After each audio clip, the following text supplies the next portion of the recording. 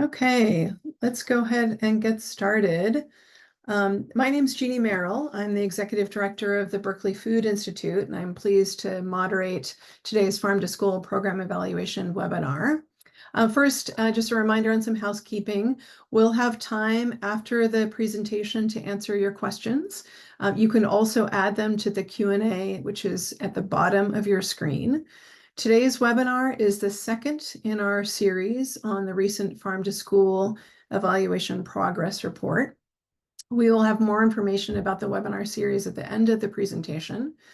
As some background, California has made the largest investment of any state in the country in farm to school programs, allocating approximately $100 million over 3 years since 2020. To understand the impacts of the program, the state of California funded a multi-year evaluation. The interdisciplinary research team is tasked with providing a comprehensive analysis of the economic, environmental, and social impacts of the Farm to School grant program, including a final report, which will be out at the end of 2026. The team includes researchers and policy experts from UC Agriculture and Natural Resources, UC Berkeley, Food Insight Group, the Berkeley Food Institute, and the U.S. Department of Agriculture.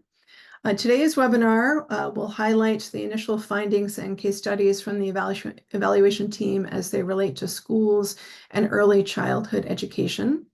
On November 8th, we'll host the final webinar on the California Department of Food and Agriculture application process and changes CDFA has made to the program.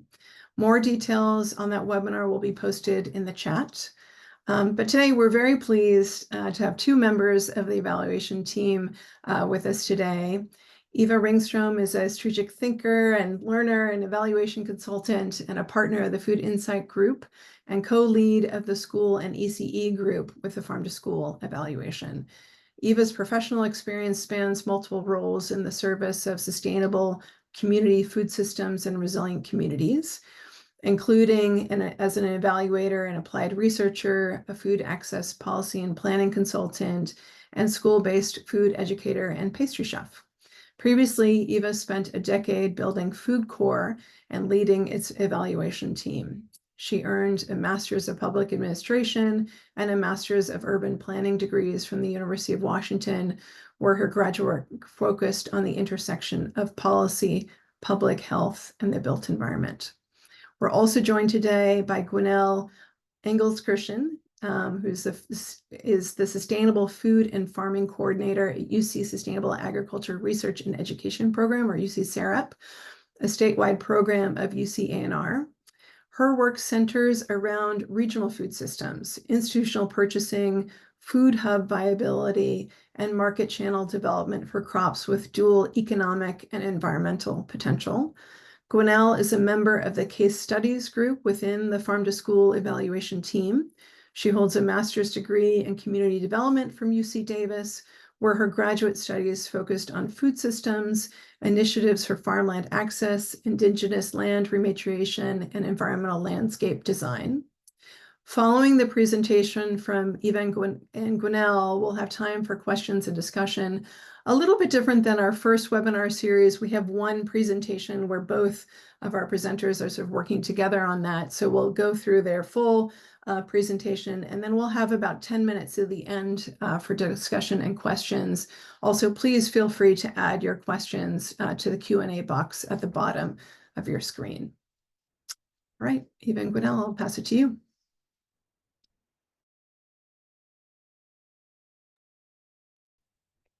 Good morning, everybody, and good afternoon, depending on where you're joining from. Again, I'm Eva Ringstrom. My pronouns are she, her, and thank you for that introduction, Jeannie. I want to kick us off today by sharing a bit of an overview of the grant program. I imagine that some of you are here today are deeply familiar with the grant program, while others may be learning about it for the first time or learning more, having heard that there is this grant program. So here you can see the overarching design of the California Farm to School Incubator Grant Program. This program is intended to be one key implementation tool of the state's Farm to School Roadmap, as outlined in the 2022 publication, which you can find online, called Planting the Seed: Farm to School Roadmap for Success. That was an initiative led by CDFA and the Office of the First Partner, together with many collaborators, to think about what farm to school can and should and hopefully will look like in California and beyond in the years ahead.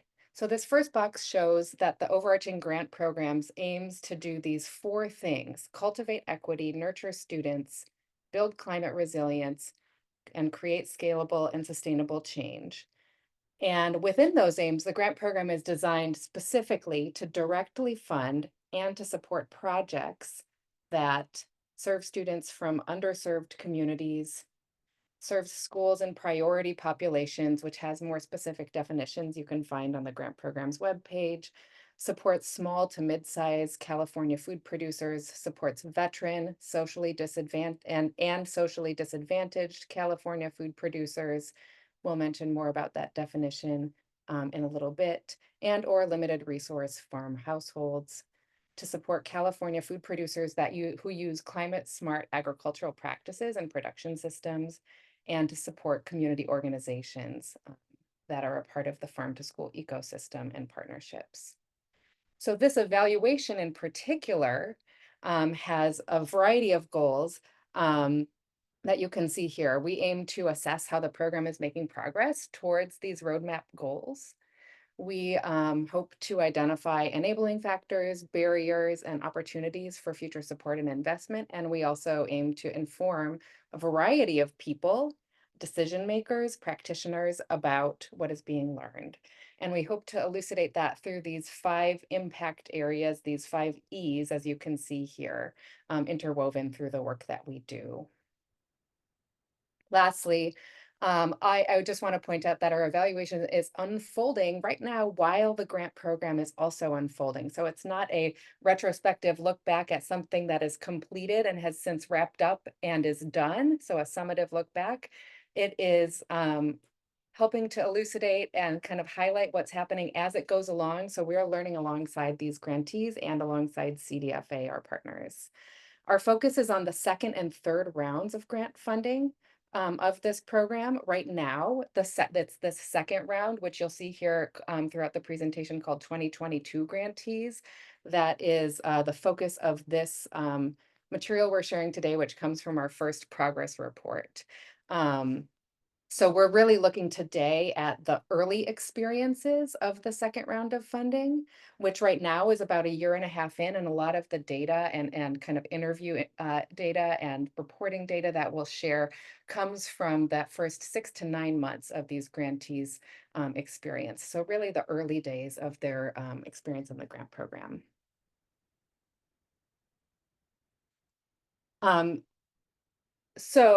I just mentioned that, and Ginny has mentioned the report, the progress report that our evaluation team has recently published, which brings together data from grantee applications, plus the first 6 to 9 months of the 2022 cohorts project and experiences. So you can find out more and read more in depth at the website that's linked here. I believe that Jeannie also put it in the chat earlier, which includes this full progress report. It includes a visual and really beautiful and interactive story map where you can explore according to themes or topics that you're interested in and see maps of where the investments have gone across the state. And you can find other supporting documents such as initial policy suggestions. So first, let's take a deep dive into the school district grantees in this program. Here you can see the 2 rounds of funding for the K-12 procurement and education track, shorthand track 1, the number of projects funded in those rounds, and the total funds awarded cumulatively to those, or collectively to those projects. As I mentioned, we're focused today on this 2022 cohort of 53 grantees. I want to make sure you have a sense of what this track of funding is prioritizing. So track 1 says it will fund individual public school districts, county offices of education, charter schools, and tribal schools in California that are a school food authority to establish new or expand existing farm to school programs that do 2 and sometimes 3 things: First, they must procure California grown or produced whole or minimally processed foods for incorporation into school meals, especially from food producers that utilize climate smart ag practices or production systems like certified organic or transitioning to certified organic. From smaller mid-sized food producers, veteran food producers, socially disadvantaged food producers, and or limited resource farm households. So part one of that priority is procuring California grown food from these priority producers and producers who are using these climate smart production practices. And number two, engaging students in hands-on food education opportunities that complement the school meal program, especially those educational activities that are standards aligned within the educational system, and then also culturally relevant opportunities. So activities that engage students and families in the school community in identifying foods and developing foods for the school meal program that are culturally relevant and culturally specific to the students in those schools, and also engaging in learning and educational opportunities around those foods.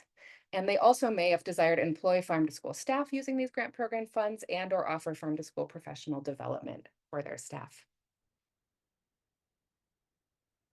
Our evaluation is designed to answer a lot of questions, and you can read more about that on the evaluation website. The two we want to shed a little bit of light on today are these two.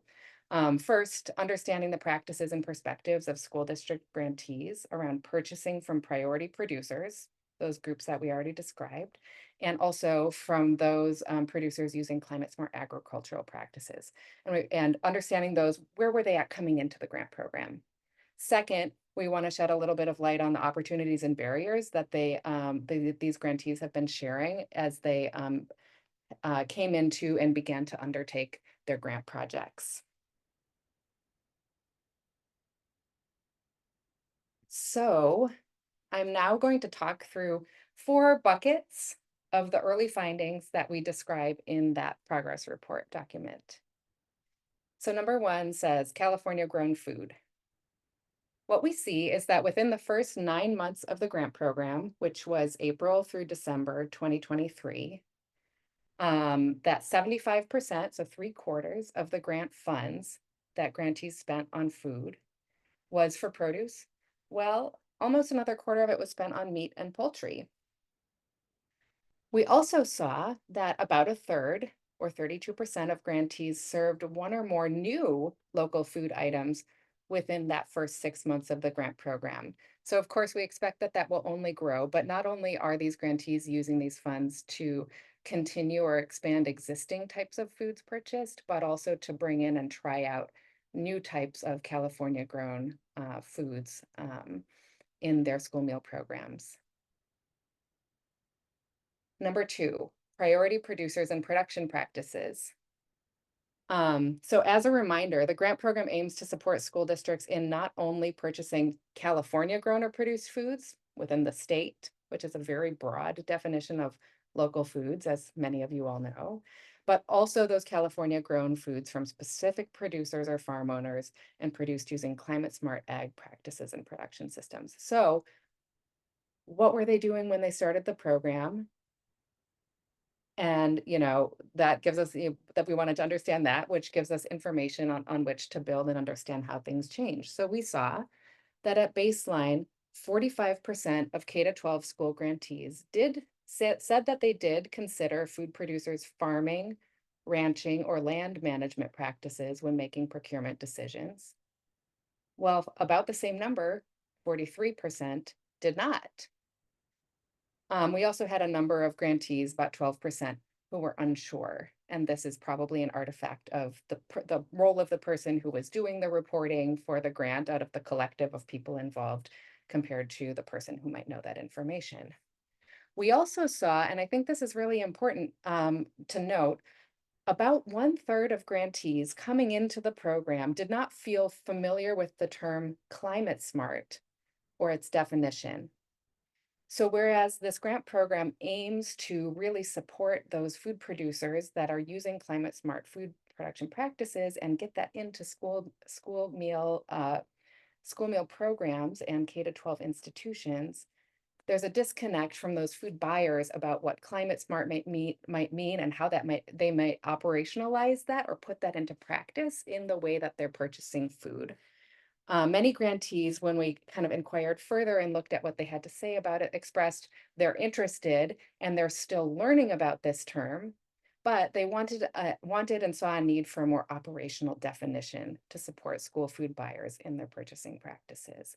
So they can often identify and understand very deeply what it means to specify USDA organic foods, but beyond that, what does it mean to seek out other agricultural practices under this climate smart umbrella when they're buying food for their large meal programs. We also saw that within the first 6 months of the grant period, a little more than half of the K to 12 school grantees had already intentionally purchased food from not just California grown foods, but from these priority food producers. So I'll dive into this more on the next slide. Some of the common barriers, number 3 in our preliminary findings that they pointed out, um, the most common barriers are price, their ability to process the foods, capacity they had for processing the foods, and staffing and training issues around using these foods. I'll dig into that more in an upcoming slide. And last, I want to point out that there are a number of commonly requested supports from grantees that they saw as being really instrumental in their future of purchasing these priority foods from the priority producers within the California Farm to School context. First, they really would love to see more work done with vendors like the broadline distributors and produce distributors to be able to better track food purchases and for them to share that information back with schools. So there are some distributors, and I'm sure some of you on this call could name multiple of them that do this work more in depth already, but it is not yet the standard, which inhibits school districts' ability to specify and then understand where the food that they are buying is coming from, particularly if we're looking at not just knowing if it is from within the state of California, but identifying other characteristics about that food in terms of how it was grown or who it's coming from. They're also highly interested in having better tracking systems and software solutions for understanding these characteristics and tracking their progress towards their own goals in these school meal programs. Of course, they point out commonly that that is something that would need to be integrated into the systems and software that they're already using. And so I think there's more to explore there as well. So let's just dive into 2 of these. And then Gwinnell will tell some stories about how this looks for groups of grantees. So here we see more details about what the school district grantees reported within that first 6 months, intentionally buying during their first quarter of the 2-year grant program. So we can see here that the most common or the top 3 intentional food purchases that are aligned with the grant program's priorities are 1, from small to mid-sized food producers, which is defined here as average annual gross cash farm income during the previous 3-year period is no more than $750,000. I know that there are many definitions that folks like to use around, or multiple definitions that folks like to use here. So that's CDFA's definition. Also, number 2 is intentionally purchasing from food producers that use climate smart agricultural practices or production systems, which can include USDA organic. So that's about 1/3 of grantees had done that in the initial 6 months of the grant program. Also, just over 1/4 of grantees had purchased from food producers, from socially disadvantaged food producers, and that is defined by CDFA in the grant program using multiple definitions. So it's in accordance with the state's definition to include African Americans, Native Indians, Alaska Natives, Hispanic individuals, Asian Americans, Native Hawaiians, and Pacific Islanders. And in addition, the grant program adds onto that definition women and lesbian, gay, bisexual, transgender, and queer people into that socially disadvantaged group. So that is a broad label for multiple types or multiple groups of people. So that's what is meant when you see this label throughout our work. So those are who folks are purchasing most from right now in that early period of the grant program. And then next, I just want to share a little bit more about how what school districts reported as their main barriers coming into the program to purchasing and preparing this California grown food, which of course illustrates more opportunities for continued supply chain and value chain coordination, technical assistance from the wide web of partners out there. I know many of them are on this call, and equipment and infrastructure support. As well as other school food policy support. So we can see that some of the top challenges that folks are reporting in the K-12 space are price, no time to process their foods, the local foods that they're receiving, lack of staff with appropriate skills or other staffing challenges. And then it goes on from there: quantity, form, supply chain issues, transportation, and infrastructure. So as you can see, many of these are related.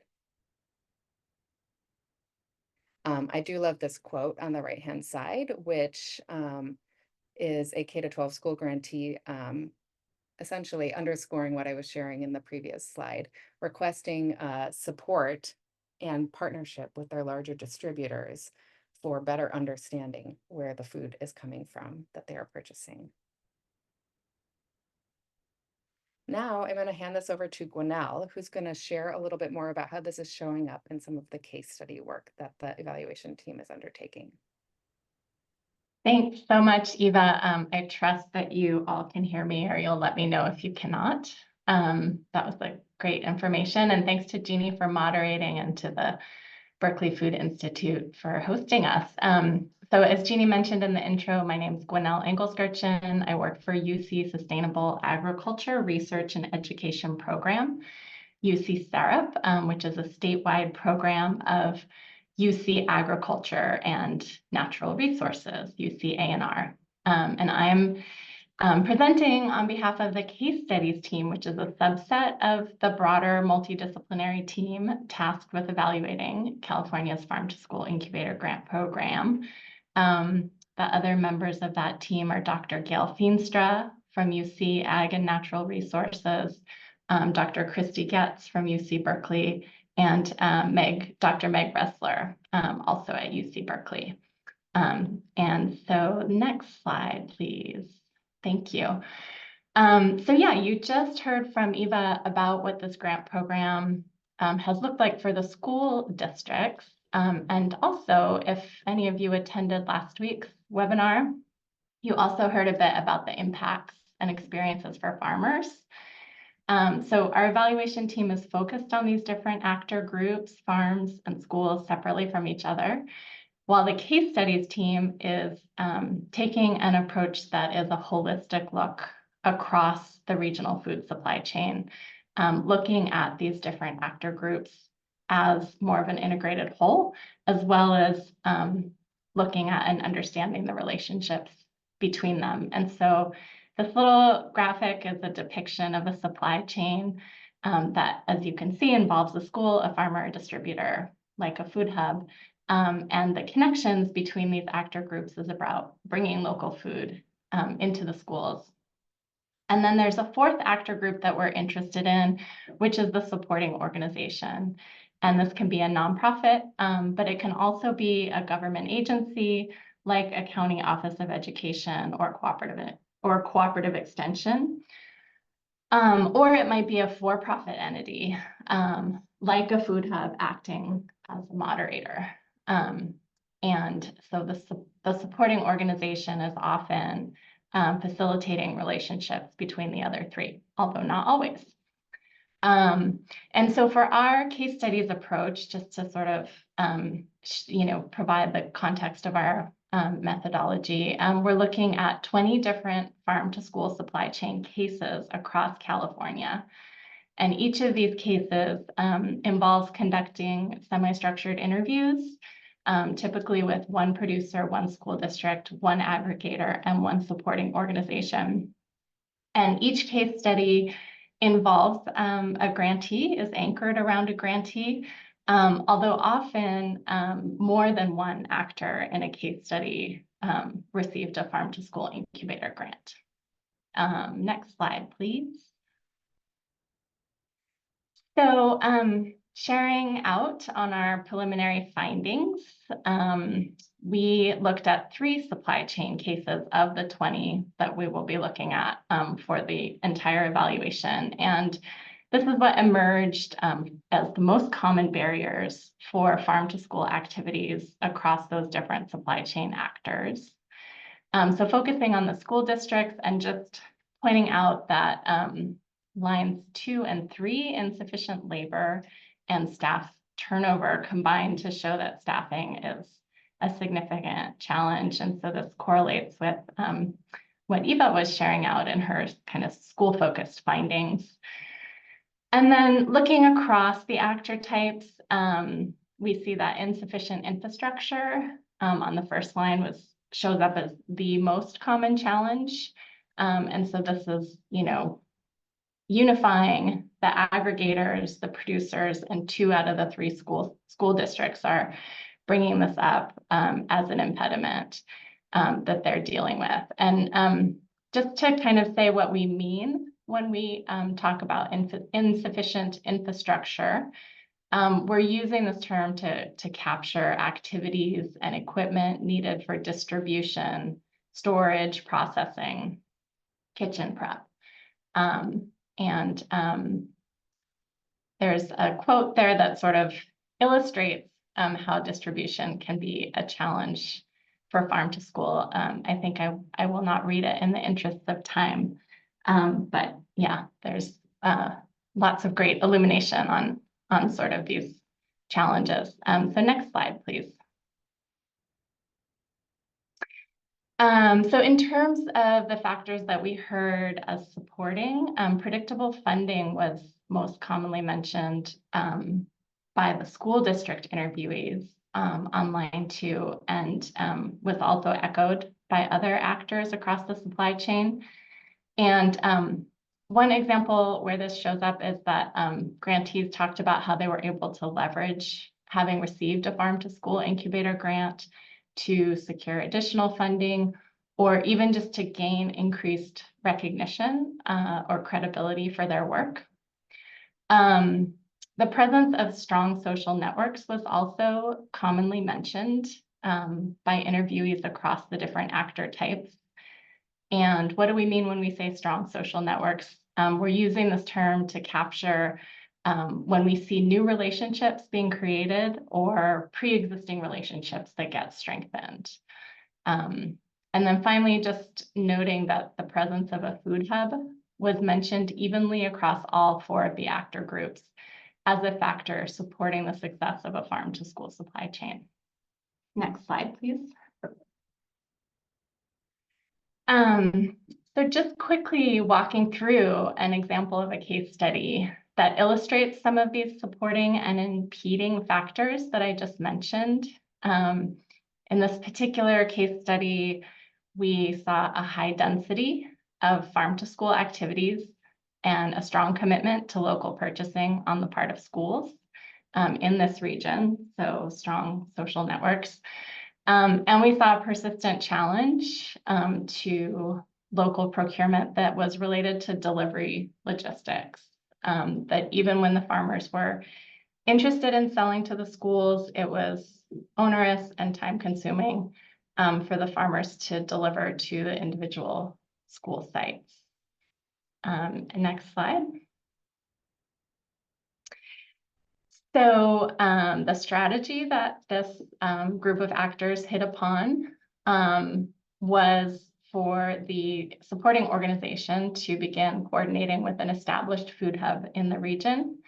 And this food hub was able to aggregate orders from multiple farmers and then make the deliveries to the school sites. Next slide. So just, yeah, showing that this resulted in new relationships, new deliveries, so school sites, the Food Hub delivering to over 30 schools per week. And that also this Food Hub had an emphasis on purchasing local and on ecological farming practices. And so this allowed schools to bring that product in that was aligned with their purchasing priorities. And so with that little snapshot, I'll hand it back to Eva to talk about findings related to early care and education centers. Thanks, Gwenelle.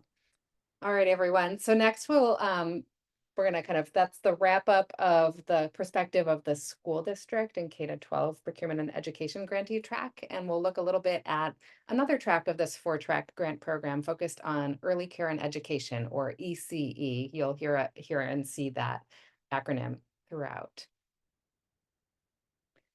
So here you can see the 2 rounds of funding for the ECE track that we're focused on in the evaluation, the number of projects funded, and the total funds awarded to those projects. One important thing to note is that the majority of these grantees in this 2022 round are farm to ECE support organizations, and primarily not, with some exception, most of them are not childcare providing organizations themselves. The goals of this grant track mirror the K-12 schools track, but with some adjustments to make it relevant to the early care and education context. So this track funds child care centers in California and farm to ECE technical assistance organizations to establish new or to expand existing farm to ECE programs that procure California grown or produced whole or minimally processed foods for incorporation into meals or snacks and/or food boxes for young children, especially those foods from the priority producers and using the priority production practices that we've already talked about. So the procurement side, and then there's the education side. So engaging young children in hands-on food education opportunities, especially standards aligned and culturally relevant opportunities led by educators with child development teacher permits that complement the meal programs and/or food box programs, California food procurement efforts. And then also, if desired, they may use their grant the project and funds to employ farm to ECE staff and/or offer farm to ECE professional development for staff. And again, the evaluation questions we're focused on here right now are similar to what we shared under the school district section of this presentation. So understanding how these ECE support organizations and providers through their grant projects are including and preparing California grown or produced foods from the priority producers and using the priority practices into their meal programs, meal or snack programs, and then what are the early opportunities and barriers faced by these grantees? So I will share kind of 3 groups of preliminary findings here that are covered in our progress report. Again, I just want to note that this 2022 round of funding is 6 grantees, so it's a small group. CDFA has had approached this group of projects as something akin to a pilot program, trying out the support of Farm to ECE. And as you saw on the previous slide, there are now, I believe, 17 grantees that will be starting soon in this next round of funding. So they've garnered a lot of additional interest and in that piece of this work and are expanding their efforts there. So number 1, relationships with food hubs and food producers. We saw, within the first 6 to 9 months of this round of grantees, that half of these grantees initiated partnerships with food hubs. And that's in addition to the 1 ECE grantee that also operates its own food hub. We saw that all grantees connected ECE providers in their networks to new food producers. And they mentioned purchasing a wide variety of produce as well as meat. So that's a similar finding to what we shared on the school district side. These partnerships have enabled ECE providers and their partners to source a wider variety of local foods and incorporate them into the meals and use them for tastings and educational activities. So grantees have worked with food hubs and producers to provide food boxes to childcare food service staff for meals and for student tastings and for educational activities. In some cases, grant funds are also being used to provide local food boxes, food bags, recipe kits to families that are paired with educational events together at the child care facility or in community, or materials that go home following those so that, for example, families can replicate the recipes with ingredients that are provided that they did during these educational activities. I want to highlight that through our review of grantee reports, we see that there's some interesting stuff and maybe more work for CDFA, food hubs, and farm to school practitioners to explore about how to facilitate local purchases generally, but food hub purchases specifically that match the size and feeding models of childcare providers and childcare centers. So for example, one grantee described that they faced the challenge of not having enough volume or not being able to, not needing to order as much food as was needed to put in a minimum order with a local food hub in a neighboring county. However, through their partnership with another community group that had similar goals, but also not enough volume on their own to place an order for delivery, they were able to submit a larger buy together that made their partnership more feasible for them to purchase for the food hub and for the food hub to then accept and receive and deliver that order. We also see number 2 on this list is that ECE grantees and their partner providers have prioritized procuring and promoting culturally relevant foods and doing education that celebrates the diverse backgrounds of the children and families they serve. For example, one grantee has collaborated with Indigenous communities and an Indigenous serving organization in their area to align curriculum and procurement efforts. Other grantees are offering culturally relevant educational activities for children, such as cooking workshops and CSA bags for families with culturally specific foods to the students and community that's a part of their childcare community. And also developing relationships with producers who grow these culturally specific foods. Last, during the first 6 months of their projects, these grantees elevated several challenges and areas for improvement in implementing farm to ECE programs. So 2 of the top challenges that they reported are here on the slide, including that, like the K-12 schools, ECE grantees expressed interest in procuring foods from the priority producers of this grant program, but noted that there was limited information about how they might do so, and that information, when they requested it from their purchasing sources, was not consistently available. And then last, ECE grantees faced a number of logistical and administrative challenges in implementing farm to ECE, and I think it's really important to note that ECE looks different, much different than K-12 schools, and there are many different settings and contexts in which early child care and education unfolds. So farm to ECE is, I would say, there are many in the K-12 farm to school world, there are many different models and different arrangements. Even more so in farm to ECE, there's a diversity of what that looks like, from single site home-based providers to larger centers, and the way that they source food is really different from place to place. So that means for these grantees to partner with the ECE providers in their area, they're each having to adapt often to the changing nature of what that looks like, and also adapt given the other challenges that ECE providers face with changes in staffing, site models, and things like that. They don't note that as a barrier, but an area that takes really concerted investment of time and relationship building in their partnerships as a really key to establishing their projects. And so that should be noted and built into grant programs and expectations going forward. Back to you, Gwenelle. Thanks, Eva. So yeah, so I want to just point out that in terms of the 3 case studies that are discussed in these preliminary findings, there is not an ECE actor that is included. As Eva was saying, it's a smaller subset. So the ECE supply chain isn't as well represented in the case studies at this time. But the final report, which will expand on all 20 cases, does include an ECE case. So we'll, be able to look at that a bit more closely. So next slide, please. Okay, so similar to the previous case study, this case study is in a region where schools were engaged in farm-to-school activities going back a decade, so long-standing commitment. Also similar to the previous case study that I talked about, the delivery logistics were one of the things that was challenging.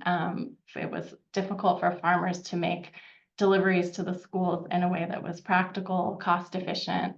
And this was exacerbated by the rural nature of this area and significant distance between schools. Next slide, please. In contrast to the previous case study that I talked about, this region did not already have a food hub in operation. And so prior to the farm to school funding, a supporting organization in the region received a grant from the USDA to pilot a food hub model. This piloting of the model demonstrated that there was value and an impact, and that there was also demand for local produce from the schools. And in fact, that demand exceeded what the organization was able to coordinate. Next slide, please.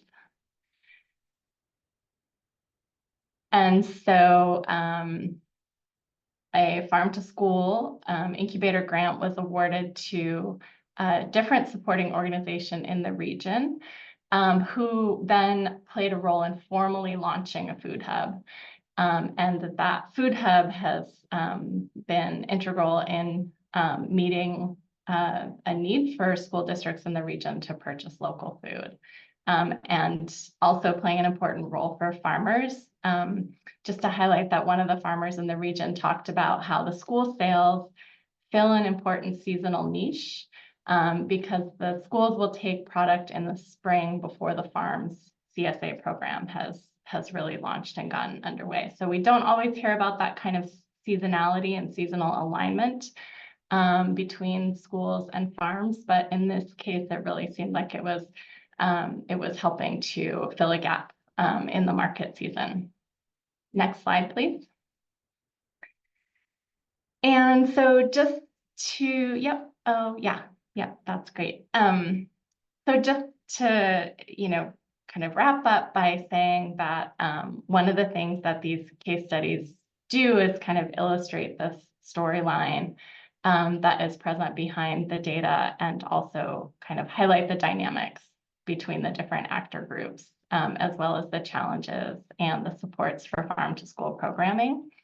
And I want to just mention that the evaluation team has created a story map with lots of beautiful visuals. And so that's another way of engaging with the preliminary findings from this annual report, if you want to check that out. And so with that, I will turn it back to you, Jeannie. Great. Thanks so much, Gwenelle and Eva. That was wonderful. Now we want to hear from you all. If you have questions, you can go ahead and put them in the Q&A. You can also raise your hand, and then I can unmute you and you can ask your question directly. So please welcome your questions, comments on the initial progress report from the Farm to School evaluation team. And while we're waiting for questions, I'm going to put in the chat the link for the next webinar, which is on November 8th. This is the third in the series, where it will be a conversation with the Department of Food and Agriculture about the program and changes that have been made over time. So yeah, welcome any questions that you may have. I'll scroll here to see if anyone has raised their hand, or you can go ahead and put your question directly into the chat, or excuse me, into the Q&A.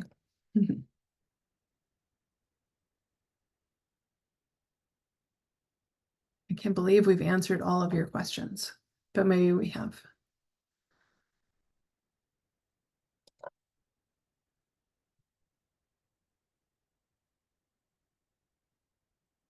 And while we're waiting to see if there are any questions, I will also, oh, there we go.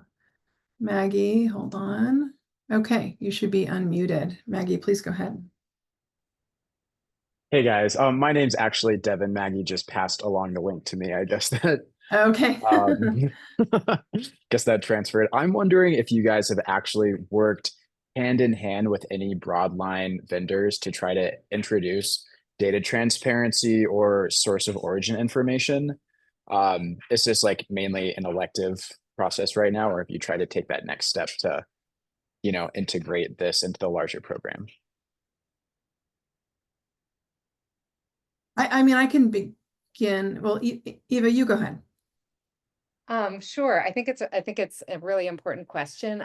So Gwinnell and I are on the evaluation team, so we're not the CDFA staff running and kind of implementing the grant program. So I cannot speak to what the CDFA Farm to School team is doing at this moment.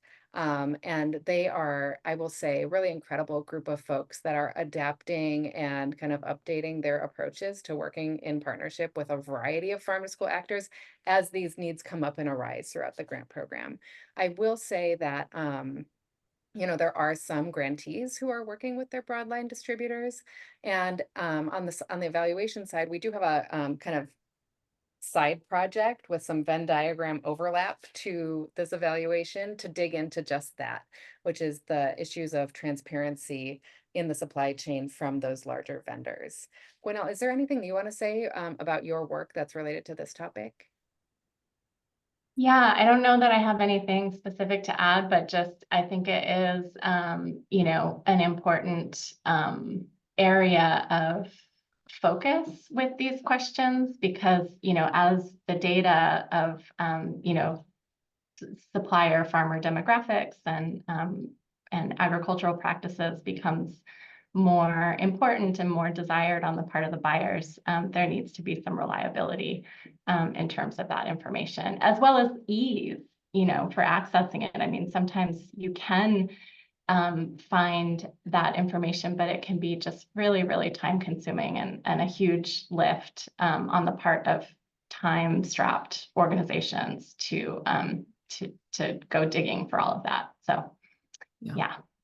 The only thing I would add to that is that the Berkeley Food Institute, we're also part of the policy kind of sub-team of the evaluation team, and transparency comes up again and again in terms of the kinds of recommendations that we can make for the program going forward. So I think many are aware of some of the challenges there, and it's an area where the policy team of the larger evaluation is also looking for recommendations on how to support improvements as the program goes forward. But I see that we have a question in the Q&A box, and I'll just read that. Were local food banks involved in any capacity as support orgs perhaps in this program? If so, which ones?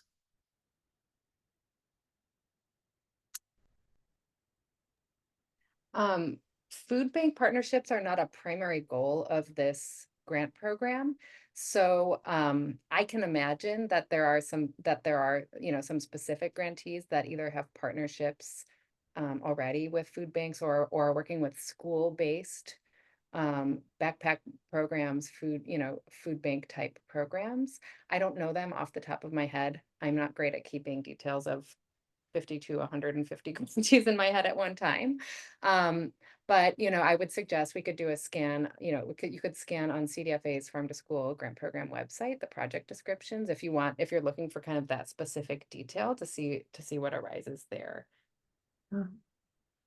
Great, and we have a couple more questions in the Q&A. One is the grant requirements seem a bit limiting, especially in regards to hands-on nutrition education. Did any schools name that as a barrier? And are there any best practices gleaned in that area? So nutrition education in particular. Yeah, I'll say that the work that we did for this progress report does, as you could tell here, did not dive into the food education and school garden side of these meal programs, and that's something that will be focused more on in some of the next stages of our work, which includes doing interviews with school district and tracks 1 and 3 and ECE grantees, about their work more holistically, understanding what they're putting in place, and that will be also have a specific focus on the education side of things. So the culturally relevant meal program work, the student leadership and engagement work, family engagement pieces of the work, we'll be doing kind of a deeper dive on that.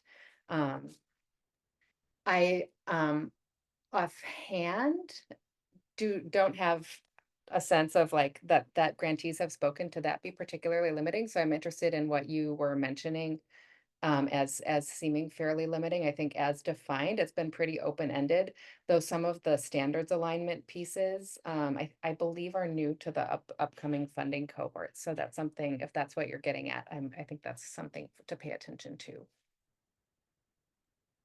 Yeah, and I was just going to add briefly that, and sort of anecdotally, you know, from what we've seen on the case study side so far, I think there's generally a commitment to the education piece alongside the procurement piece. So it seems like in a lot of cases, schools are really valuing that kind of the you know, the hands-on, getting kids into the garden or getting them engaged with sort of the full spectrum of food and growing and that sort of thing. So just what we've noticed. Yeah. And we also have another question in the Q&A about whether or not we tracked software use by the schools in doing their farm to school projects, procurement efforts. I'm not sure if we have an answer to that, but I open it up to you all. We have not tracked that systematically, but I think that's a really great line of inquiry. And then great, a question from Abby. Thanks all for your work. What do you think is the single most important thing for policymakers to understand about the program's impacts to date?